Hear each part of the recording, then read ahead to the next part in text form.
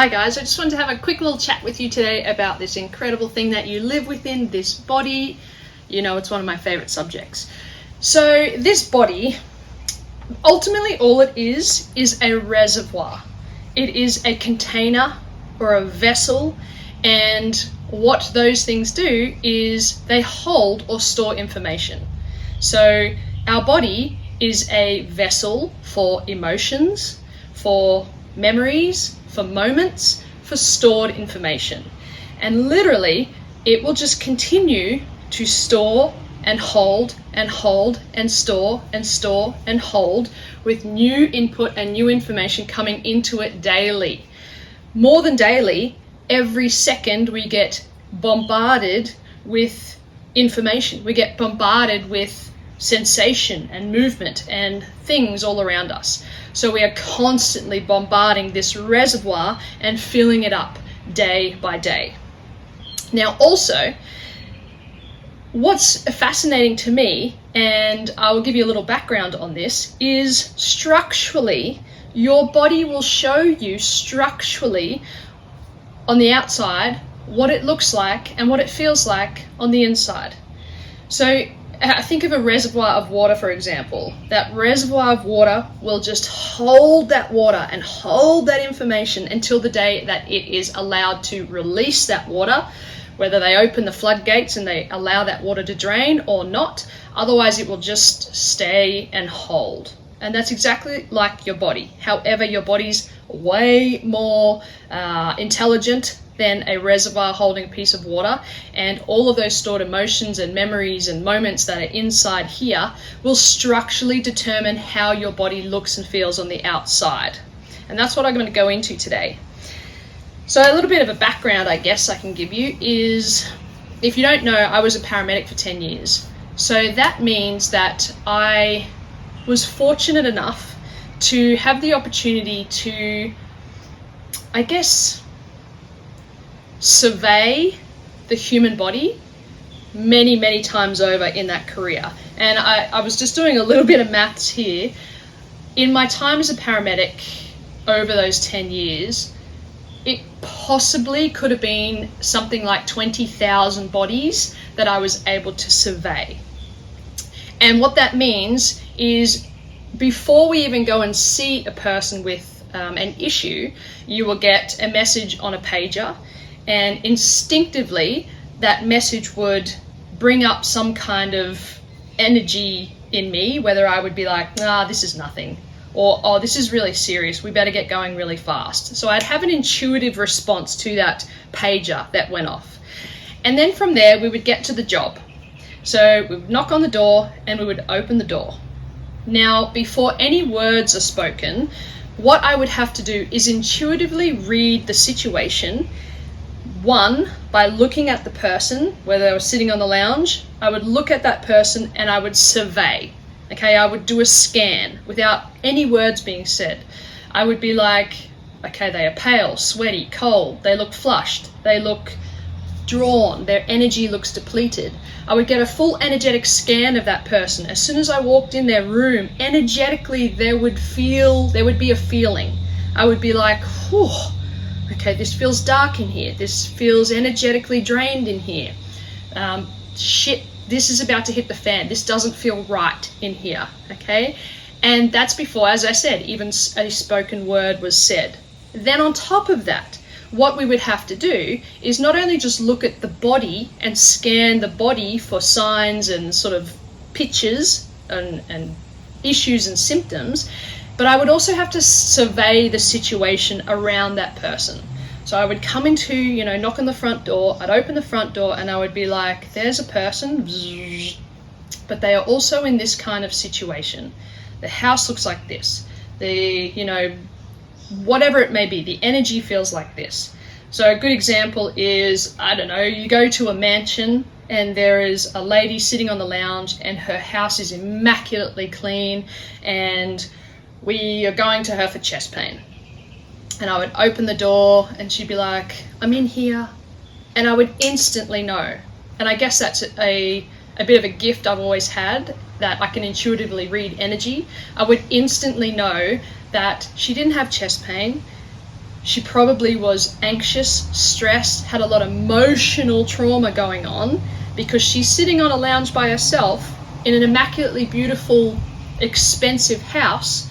Where are her friends? Where are her loved ones? Why is she alone? Like, these are the sorts of things that I would have to pick up as a paramedic before even a spoken word.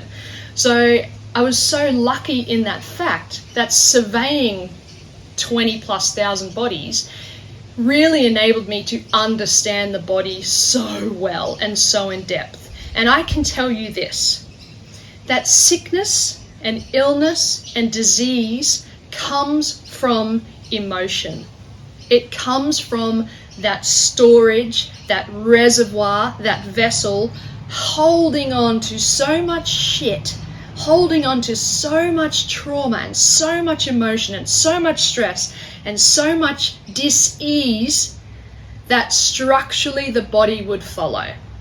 And I've usually, if you've worked with me, I say it time and time again, the stiffer body is a sicker body. And that's not just flexibility, that's in how a body moves. So if a body is a little bit more hunched over, a little bit slower, a little bit tighter, just sore and stiffer and finds it difficult to move, it's usually because the back end of that is that's exactly how the emotion is inside that body. That's exactly how the energy is trying to travel through those joint structures, through that body.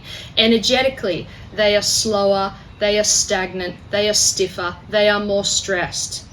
And it's because they haven't had that reservoir opened up to let their shit out. Okay, they don't have a external way to get rid of their emotional baggage, I guess you can say. And we all have it. We all have some sort of emotional response, some sort of emotional baggage. And it doesn't just have to be emotion. It can be that you are sitting in an extremely stressful job, and that stressful job has you doing the same patterning day in and day out. You get up, you make a coffee, you get in your car to go to work, you're stressed at work. You come home, you continue to work, you go to bed. You get up, you make a coffee, you go to work, you're stressed at work. You come home, you continue to go to work. It's a pattern that the body will respond to physically. And physically, it's just going to move exactly how it feels. What it is given, it responds to. Light, touch, sound, taste, emotion, whatever it is given, it responds to physically. Okay? So I guess what I'm trying to say here is if you are really struggling physically with your body, you are always in pain, you always have, issues with joints and muscles and movement, then, and you've been to everyone, you've done this and you've tried the physio and you've done the osteo and you've done the acupuncture and nothing's working, it's time to look deeper into your reservoir and pull out some emotional baggage, pull out some of those memories, pull out some of those emotions, pull out some of those, stored information and start cleaning it out. It's almost like a gutter system, like on the top of your roof. If you don't clean your gutters out, they're just going to fill up with leaves. And then the next shitstorm that comes and dumps a whole bunch of rain, stress, whatever it is in your life into those gutters, and they're already chock-a-block, it's just going to overflow and cause even more damage. It's going to break down. The gutters are going to pull off from the awnings, etc. But if you do the work and you go up there and you clean your gutter systems out every once in a while, when that big shitstorm does hit, there's room in there. There is room for a little bit of shit, if that makes sense. Just like a cup of water. If you get to here, shit's going to hit the fan and you're not going to be able to cope with it. And that's exactly structurally in the body. So how can we become better structurally, physically? It is to move. It is literally to move this vessel. It is to move whatever's inside of here, outside of here, whether that is via exercise. And exercise is not the answer for everyone, because there is conscious exercise and unconscious exercise. And, working with some of my amazing friends have taught me that. There is being really stressed at work or having a really crappy, shitty day and then going home and punching the shit out of a boxing bag unconsciously. is not really going to relieve the emotional buildup inside your body. You have to consciously know why you're doing something. So exercise can be a great way to express and get rid of some of that built up, pent up crap. But there's other ways to do it if you're not an exercise person, because not everyone enjoys exercise, 100%. There is breathing techniques, all right? There is doing what lights you up, whatever that may be. It could be literally walking around your garden picking flowers. It could be reading a book. It could be having a warm bath in the evening. It could be just taking time for yourself to stop, to process the day, to acknowledge, that it was pretty shit, that it was pretty full on, that it had a lot of emotional shit, stuck to it, and to breathe that out, acknowledge it, and let it go.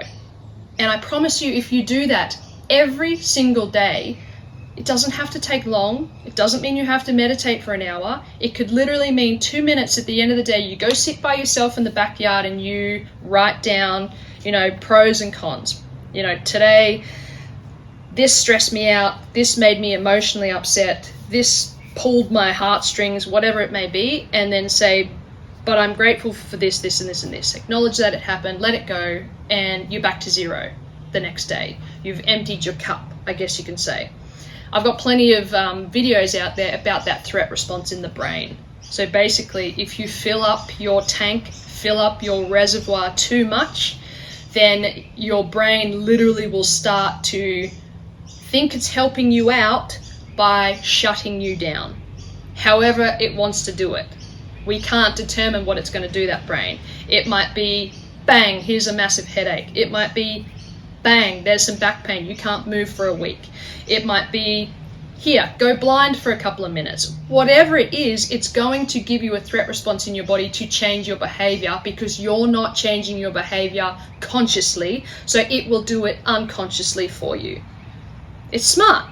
It's smarter than you think it is. Even though it's your own brain, it's way smarter than you and your thought processes. And I guess stress is like that as well. When we build up a certain amount of stress in our body, our stress levels will get to a point where they'll try and just override certain pathways in our brain.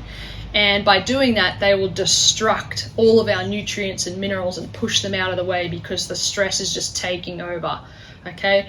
And if we don't have some kind of way to relieve or alleviate our stress, then we're never going to get those good pathways cleared by the garbage truck. So basically our body has a system in that it will pick up all the garbage and put it into our waste, into the dump, and excrete it out of the body. But it will only do that if you give it a chance to do that. It won't do that if you continue to just keep your old patternings day in and day out. So move your energy, not just necessarily exercise and move your body, but move your energy inside of your body. And I promise you, when you start moving your energy, when you start moving your emotions and your memories and your moments each day, then structurally you will be freer to move around better, freer to, enjoy life every day rather than just be like tight and stiff and sore. So look at yourself, look at your body, look at how you present structurally, and ask yourself, am I giving myself a way out? Am I giving my emotions a way out of my body at the end of the day? Am I giving my stored information a way out at the end of the day? Or do I just continue to do the same thing day in, day out? And one of my favorite sayings, I always say it, is if you always do what you've always done, you'll always get what you've always got. So please take it from me, as a paramedic, and not even that, as someone who's surveyed thousands of bodies, the sicker people are structurally the tighter, stiffer, slower, physically people. And it's not because they don't exercise, it's not because they're not moving their joint structures, it is a little bit, but it's because of the emotional storage and baggage and stuck energy inside their body that's causing that physical response.